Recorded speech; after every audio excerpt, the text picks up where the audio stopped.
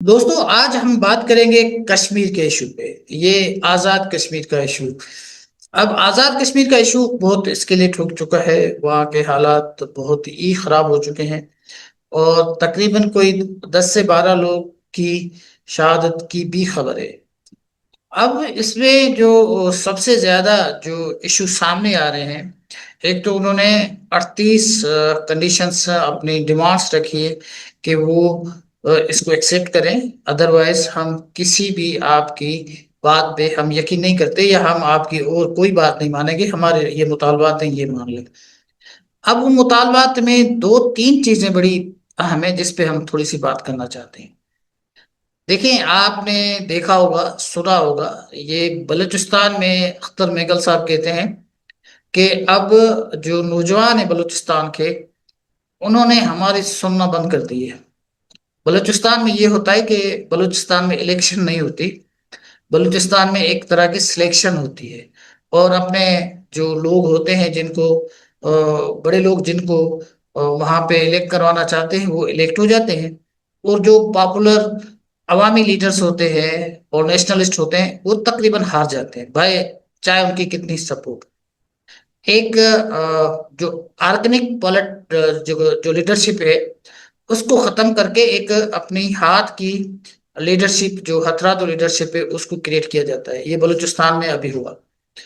اور اس کے بعد یہی فارمولا کشمیر میں بھی استعمال کیا گیا وہاں پہ، کیونکہ اس دفعہ کچھ پی ٹی آئی کے لوگ، میں تو کہ پی ٹی آئی کا کوئی سپورٹر نہیں ہوں، میں تو ایک جنرلی بات کر رہا ہوں، کیونکہ as a analyst I have to just analyse the things کہ وہاں پہ صورتحال کیا ہے۔ جب میں پڑھتا ہوں، دیکھتا ہوں، تو مجھے جو چیزیں سمجھ میں آئی ہے میں اس کو صرف اس پہ تبصرہ کر رہا ہوں۔ تو وہاں پہ کیا ہوا کہ جتنے جینین لیڈرشپ تھی، جو آرمک لیڈرشپ تھی، وہ ساری کی ساری جو ہے وہ پی ٹی آئی کو سپورٹ کر رہی تھی، تو انہوں نے ایک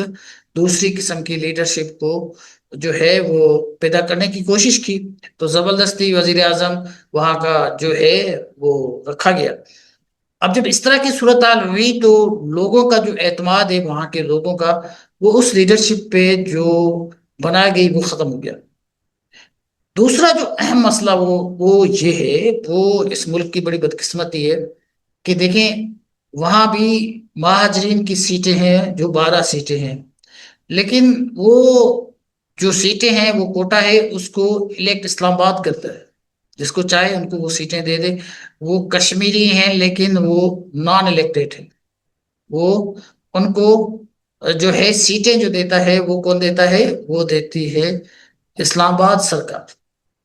اب یہ جو ایک جو 12 لوگ ہیں یہ بھاری پڑ جاتے ہیں جو کشمیر کی اسمبلی ہے۔ اب یہ جس طرف جائیں گے ظاہر سی بات ہے، تبھی تو کہتے ہیں کہ وہاں پہ جب اسلام آباد جس کو چاہے اس کی حکومت ہوتی ہے، اس طرف حکومت کھڑی ہو جاتی ہے، وہ حکومت کو جو ہے وہ سپورٹ کرتے ہیں، اور حکومت ظاہر سی بات ہے ان کے الیکٹڈ لوگ ہوتے ہیں جن کو وہی سلیکٹ کرتا ہے، وہی آتے ہیں، تو ظاہر سی بات ہے وہ اسلام آباد کے ساتھ کھڑے ہوتے ہیں، کشمیر کے ساتھ نہیں کھڑے ہوتے۔ ایک تو بہت بڑا یہ ایشو ہے۔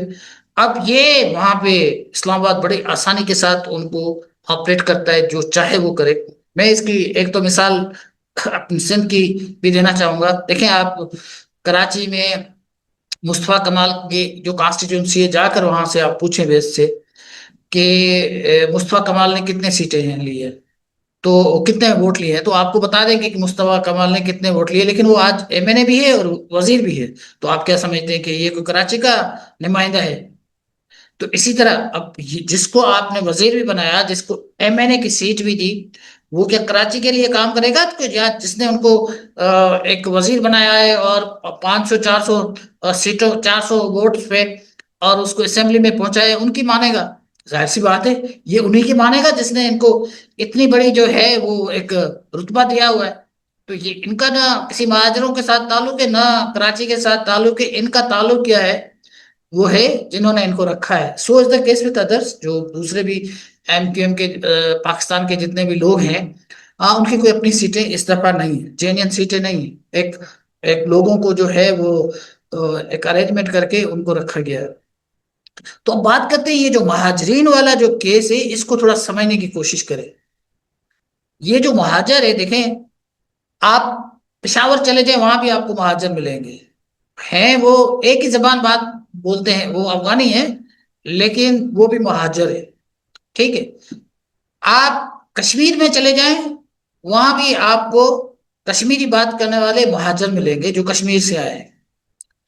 اور آپ کوئٹہ چلے جائیں، بلوچستان چلے جائیں، افغانی مہاجرین ملیں گے آپ کو وہاں پہ، ٹھیک ہے۔ اور ہماری سندھ میں تو وہ اپنا آپ کو کہتے ہیں کہ ہم مہاجر ہیں۔ اچھا، مزے کی بات یہ ہے، مزے کی بات یہ ہے کہ مہاجر جو ہے وہ پنجاب میں بھی ہے، لیکن پنجاب میں کوئی اپنا آپ کو مہاجر نہیں کہلاتا، وہ مہاجرین نہیں کہلاتے، وہ سارے پنجابی ہیں، وہ ان کے ساتھ مل چکے ہیں، لیکن یہاں پہ ان کو مہاجرین ہی رکھا گیا ہے کیونکہ ان سے کام نکلنا ہوتا ہے نا، یہ پراکسیز کا کام کرتے ہیں کہ وہاں کے جو لوگ ہیں ان سے آپ الگ ہی رہو،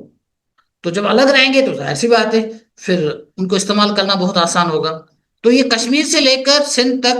یہ مہاجرین کو زندہ رکھا گیا ہے کہ وہ جو وہاں کے لوگ ہوں ان سے یہ ڈیفرنٹ ہو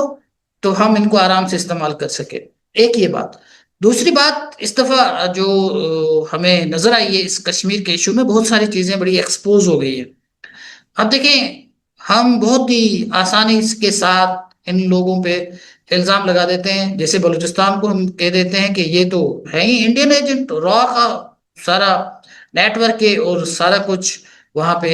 را کرا رہا ہوگا یا کراتا ہے، تو یقیناً کراتا ہوگا، میں اس پہ کوئی ڈینائی نہیں کر رہا، کوئی سمجھے کہ میں انڈیا کو ڈیفینڈ کر رہا ہوں، ہوگا، مانتا ہوں۔ اچھا، کے پی میں بھی انڈیا اور انڈین جو ہے وہ کراتے ہیں، سندھ میں بھی کبھی کسی وقت کہا جاتا تھا کہ یہ را کے ایجنٹس ہیں، اور اب کشمیر میں بھی را کے ایجنٹس جو ہیں یہ سارا کچھ کرا رہے ہیں، کچھ لوگوں نے یہ بھی کہا افغانستان کے، لیکن پنجاب ایک واحد صوبہ جہاں پہ را کے ایجنٹس کام نہیں کرتے، وہاں بولے کچھ بھی ہو جائے، وہاں کبھی یہ الزام نہیں لگتا کہ یہ کوئی را کا ایجنٹ ہے، نہیں، وہ سارے محب وطن ہیں، چاہے کچھ بھی ہو جائے، کوئی بھی گیم کھیلا جائے، اوجڑی گیم ہو جائے، بہت سارے واقعے پنجاب میں بھی ہوئے ہیں جو ملک کے خلاف ہوئے ہیں، جو لوگوں نے وہاں پہ کیے ہیں، جو اس ملک کی جو ہے وہ پتہ نہیں کیا سے کہاں ہمیں پہنچا دیا، لیکن پنجاب میں ابھی تک کوئی راہ کا ایجنٹ نہیں ہے گھسا،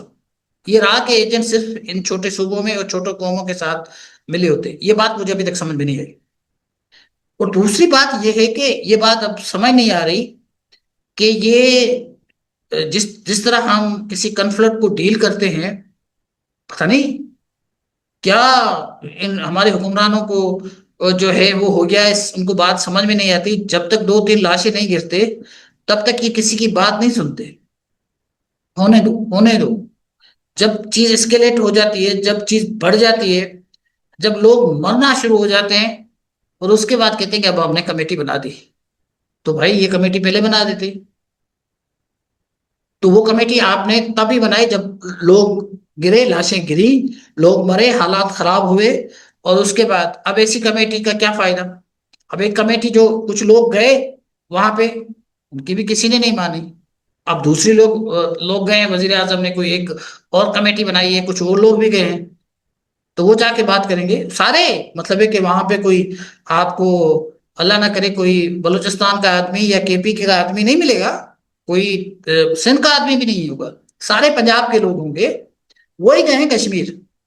کیونکہ یہ ملک کا معاملہ ہے نا، تو ملک تو پنجاب ہی ہے، باقی تو صوبے ہے ہی نہیں کہ ان کو بھی ساتھ لے کر جائے کسی کمیٹی میں، وہ بھی اس کا حصہ ہو، نہیں، وہ نہیں، سارے پنجاب کے لوگ جائیں گے، وہ جا کے وہاں پہ بات کریں گے، اور پتہ نہیں کیا اس کا فیصلہ ہوگا، یہ تو مجھے نہیں ہے علم، لیکن میں تو صرف تبصرہ کر رہا ہوں کہ اس ملک کی کیا بدقسمتی ہے، کیا بدقسمتی ہے کہ اتنا بڑا ملک ہے جہاں پہ 4 صوبے ماشاءاللہ اور 24 کروڑ آبادی ہے، اس میں کچھ لاکھ لوگ جو ہیں وہ پنجاب پہ، اس پورے ملک پہ حاوی ہے، وہ حکمران، وہی فیصلے کرنے والے، امریکہ میں جائے تب بھی وہی فیصلے کریں، کشمیر میں جائے تب بھی وہ فیصلے کریں، ٹی وی پہ کوئی ڈبیٹ ہو تب بھی وہی لوگ، اسی جگہ کے لوگ وہی فیصلے کریں، تو جب تک یہی کام چلتا رہے گا، اس طرح کے اس ملک میں فیصلے ہوتے رہیں گے، تو یہ جو پنجابستان والا جو کنسپٹ ہے، یہ جب تک یہ امپریشن جب ایکسپیل نہیں ہوگا، ختم نہیں ہوگا، تو میرے خیال ہے کہ اس کو ڈسپیل کرنے کی ضرورت ہے۔ اگر اس کو ڈسپیل نہیں کیا گیا تو اس ملک میں جتنی پولرائزیشن جو بڑھ رہی ہے، تو مجھے بہت ڈر لگتا ہے کہ اس ملک کا کوئی بڑا نقصان ہو جائے۔